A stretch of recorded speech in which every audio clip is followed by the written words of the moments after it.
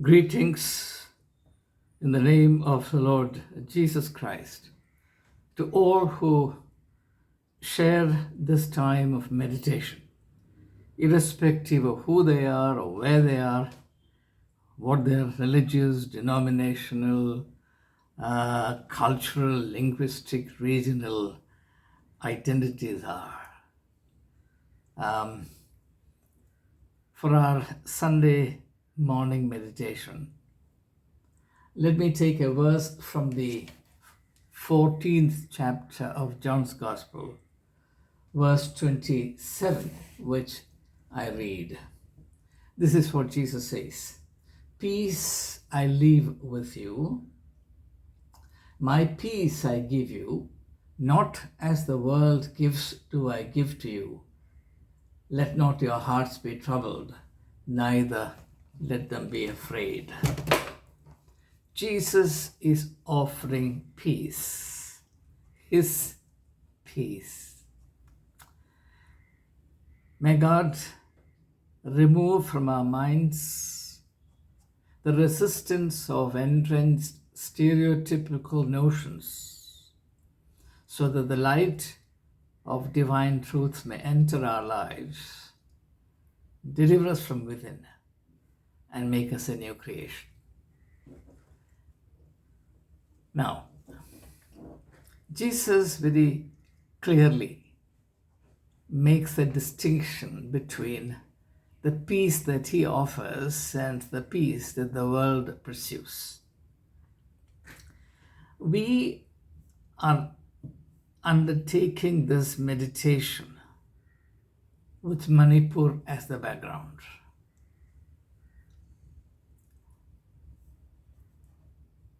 Manipur hasn't known peace now for over 2 months. And it doesn't look as if peace is anywhere near in the horizon. So it is very relevant for us to understand why human beings cannot live in peace. And together with also to ask the question, what shall we do in order to attain and inherit peace? If you remember the Beatitudes, Jesus says, "Blessed are the peacemakers." So we have a duty to be peacemakers. We have also the option to be warmongers. To begin with, let me raise a question. I'm going to offer this as a free-flowing meditation, not as a well-structured speech. Let's together explore very informally the realities of human existence in the light of the teachings of Jesus Christ, who is the light of the world. Let's first of all ask a question. What is it that excites and attracts people more? Peace or war?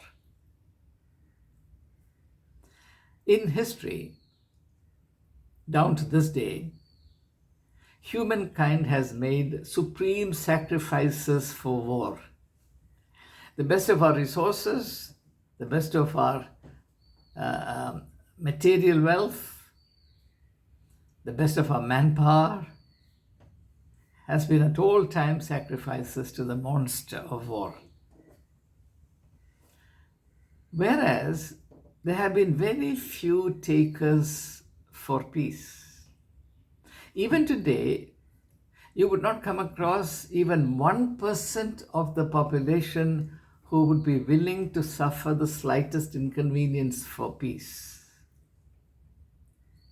I have been a peace activist, therefore I'm saying this from personal experience. This is not some speculative anxiety or prejudice. This is something I've experienced over at least 3 decades. Peace doesn't interest people as much as war does. But when war rages, people thirst for peace. That's not because we love peace, but because we are selfish.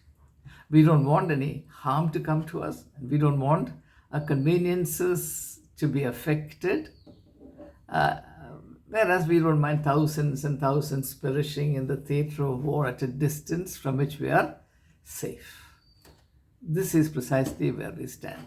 And this is also actually the seed from which this terrible poisonous plant of war and violence springs. More of that, hopefully, in the course of our shared inquiry. So Jesus says there is a distinction, there is a difference. First, therefore, let us ask the question, what is the difference? Now, the peace that the world knows, very interestingly, is a function of war and not the other way around. The primary reality is not peace, it's war. If you remember the great rhetoric of Winston Churchill during the Second World War, he sold the Second World War to the whole of humanity as a war to end all wars. In other words, war is the medium for creating and establishing peace in the world. Wonderful logic, no? But that's the logic that prevails even today. Governments of the world are investing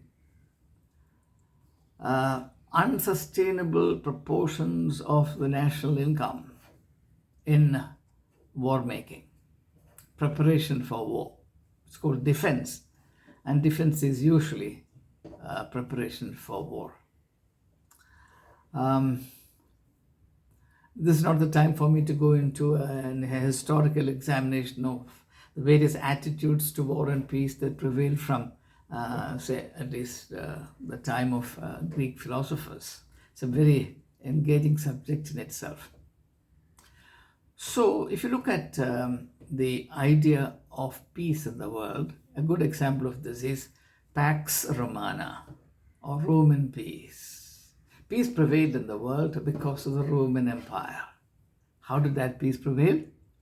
It prevailed because of the irresistible might of Rome. Rome, because of its military power, unmatched military might, could suppress disorder, rebellion, disorder, whatever. So people had to live in a docile manner. And they were therefore not able to exercise their true nature freely, and there was peace. We are now living presumably in the era of Pax Americana, American peace. America was the global peacekeeper. But actually the word used, or word that has been used so far, is America as the global policeman. Not peacemaker, policeman. Nobody said that the Roman army was the global policeman. It's a global peacekeeper, right? Consider this, it's very interesting. It's precisely when the Roman peace was prevailing in the world that Jesus, from a corner of the Roman Empire, says, "My peace I give to you, not as the world gives, not as Rome gives." So it's very interesting to understand what this peace is. So first of all, let's understand what the peace that Jesus gives is not. Peace, as the world understands it, is the peace that results as a byproduct of human might. Now, as I said, peace resulted because of Roman domination over others. The same thing happened during Alexander the Great.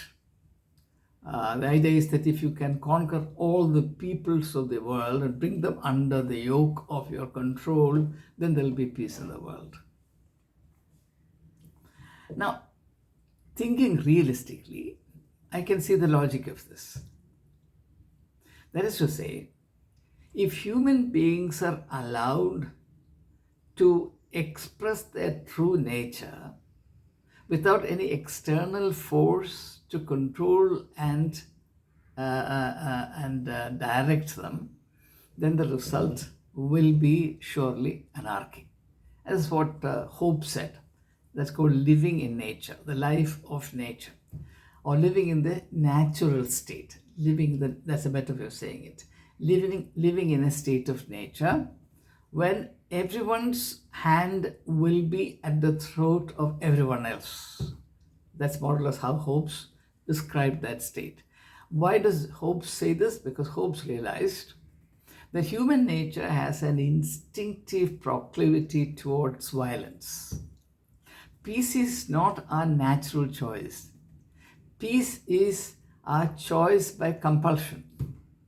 Because we cannot fight and win, because there are serious consequences to resorting to violence, we pretend that we are all in love with peace. But let the opportunity come. Let there be the impression that one can exercise violence with impunity, then you will see the true color. So, this idea that peace can be enforced with external pressure is not a sustainable idea. It is not an idea that's in tune with human dignity. There has to be another idea of peace. At any rate, this kind of peace is unstable. If you look into the history, you will find that thousands of peace treaties have been signed in the past. Over the last 3,000 years, not less than 5,000 peace treaties have been signed between nations, and not one of them lasted more than 5 years. That alone is sufficient to prove that living in peace is not instinctive to human nature. Now, when you look at the period in human history when people organized themselves in the form of tribes, tribal war was the order of the day. You see, a group of people, say about 100 families, would organize themselves as one tribe. They will also have a certain extent of land as their exclusive right. These rights are arbitrarily claimed and exercised. Over a period of time, the tribe will swell in number, and then the land resources at its command will become grossly inadequate to sustain that tribe. So what will it do? It will go and attack the neighboring tribe, kill all the people, appropriate their land. This is the mindset deeply embedded within us. And therefore, if we can thrive at the expense of anybody else without serious consequences, we will do so. Now, this was something that perhaps Archbishop William Temple had in mind, the great Archbishop of Canterbury. He said, I'm a man honest enough to want to buy a railway ticket when I travel by train. But it's the awareness that there's a ticket collector at the end of the journey that really makes me buy the ticket. In other words, it's only because of the fear of consequences that people behave in a certain moral fashion. Otherwise, we would all be, as Hope said, at each other's throat. So this reality needs to be addressed. So the idea that peace can be established by one community swallowing everybody else, that kind of very dangerous assumption underlies the ideology of the Sangh Parivar, which normalizes or makes this into a standard, which makes it normative. One nation, one culture, one language, and from there the next step would be one religion. Just as Modi started with a slogan, Sabke Saath Sabka Vikas, and every year he's adding one word more. Sabka Prayas, Kayas, it just goes on like that. So it's very easy to add on. Now, this idea, therefore, is essentially a hegemonistic idea. It's an imperialistic idea. It's the idea that peace can be attained by eliminating, eradicating everything that is not ours. Uniformity, unlike unity, is a call to war. And you will know the historical truth of what I am saying very soon indeed. The clamor for uniformity is a declaration of war. That's what history teaches me. I can't think of a single exception to this rule. If you know, please let me know. So, the world would say that there will be peace if there is uniformity. Then everybody will live like everybody else, and how can there be any quarrel between the two of us? If you and I are the same, then there will be peace. The point is, you and I will never be the same. Even if outwardly we are forced to behave as if we are two clones, inwardly we would be miles apart. And it will be only a matter of time before serious problems erupt. So this is no solution. No valid solution can be imposed from outside.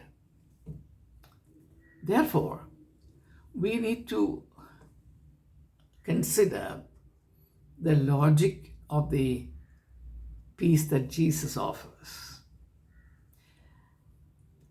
Jesus realized that the reason for the chronic eruption of conflicts in the world is the fragmented existence of human beings. And that fragmentation is not a matter of some language, culture, region, etc. That fragmentation has a deeper root, and that is the spiritual disintegration of the human community, which disrupted the primal unity of humankind. When God envisaged everything, He created, He imaged and created everything as part of one primal unity. And because of human rebellion, as the biblical explanation has it, this primal unity was disturbed, and consequently, what was one broke up into so many, and they began to be alien to each other, and alienation breeds hostility. And in this mindset of alienation and hostility, human perceptions are bound to be off the mark. What purports to be understanding will only be misunderstanding.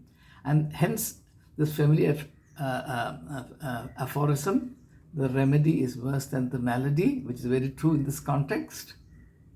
So therefore, Jesus realized that if this human condition is to be improved at all, the solution has to be radical. So humankind has been fragmented, number one. Number two, the various enclaves of human presence have been hardwired in ideologies, in religiosities, in cultural preferences, in tastes and temperament, quite different from each other. And that difference is something artificial. It's been acquired. It's not natural. It's not basic. It can be dealt with. It must be dealt with. And therefore, Jesus' mission was to deliver people from their separate enclaves and help them realize that there is a larger unity to which any form of coercion is superfluous.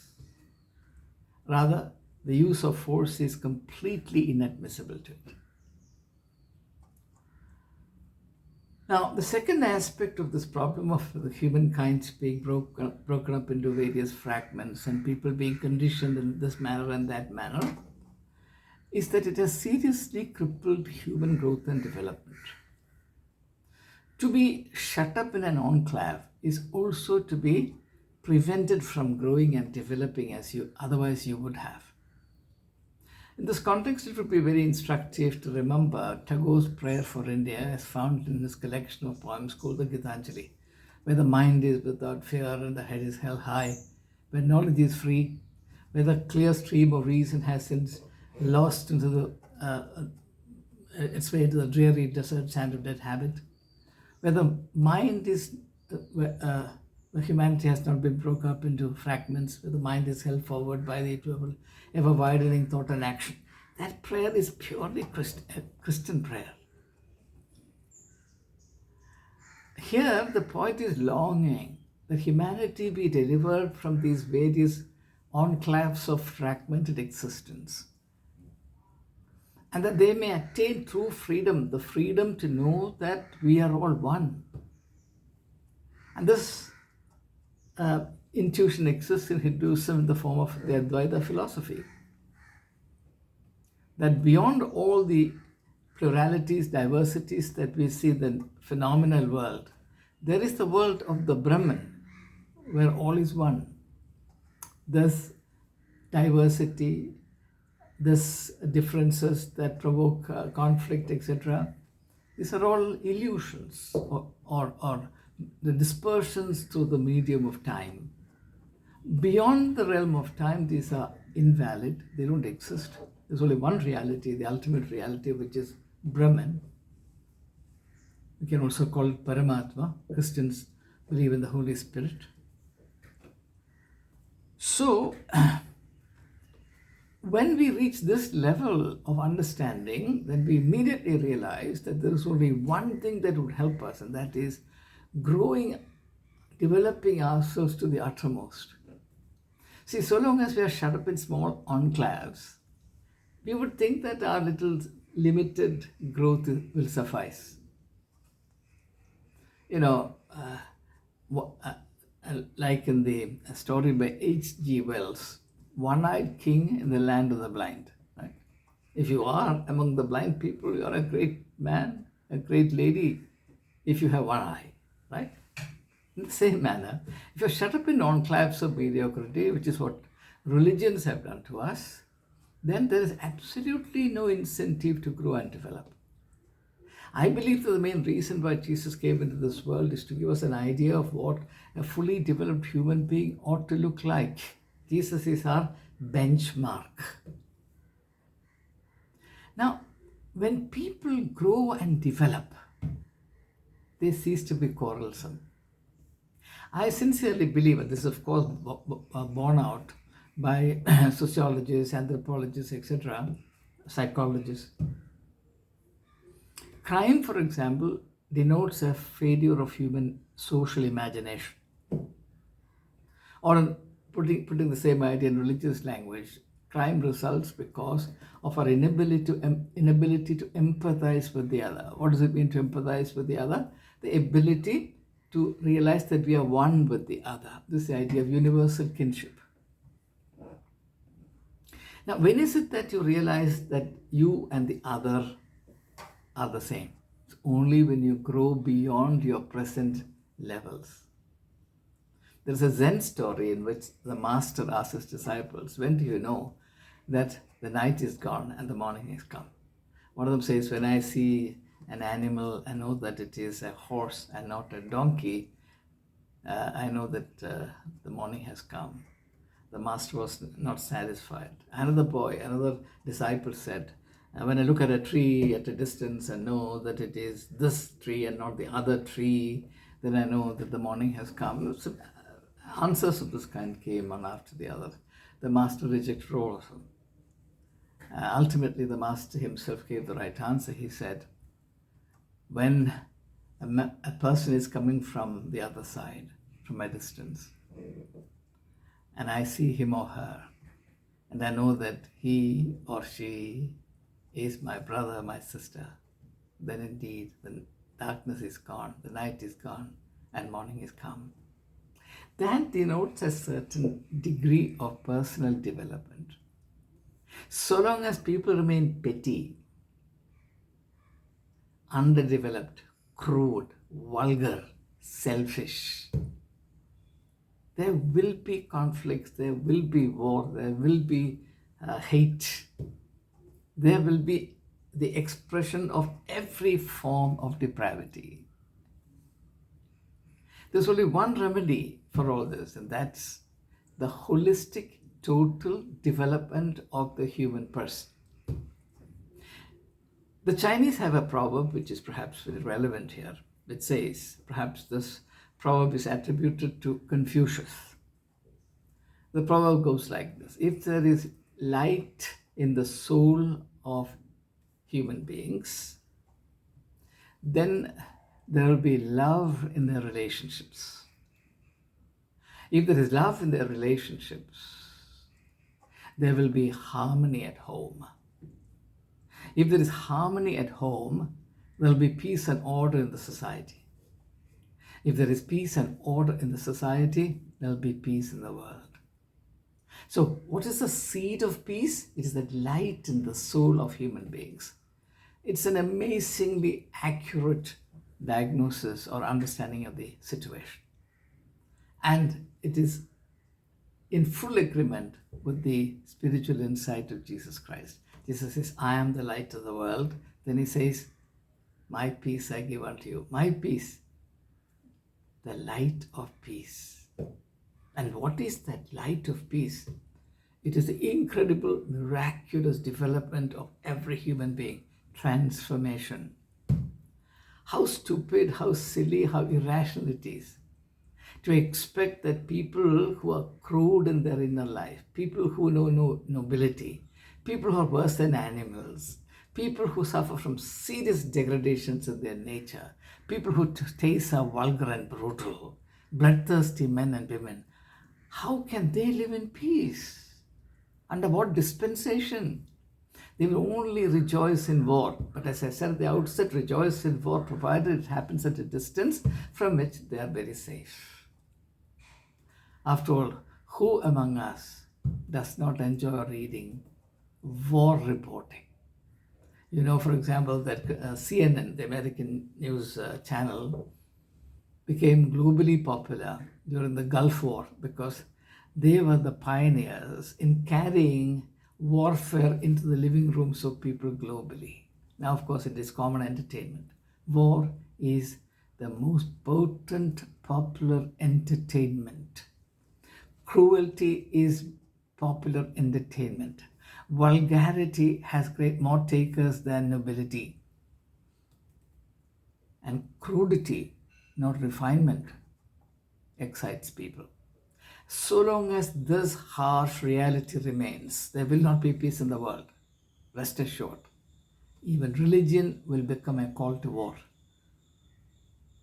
All projects of unity will disintegrate into covert declarations of war. And unless and until human nature is reformed, refined, ennobled, and a new light dawns upon people that in the final analysis, we are all one. After all, that's the insight with which the Bible begins. Adam and Eve created by God, and the whole of humanity originates from that source. But Christians cannot accept it.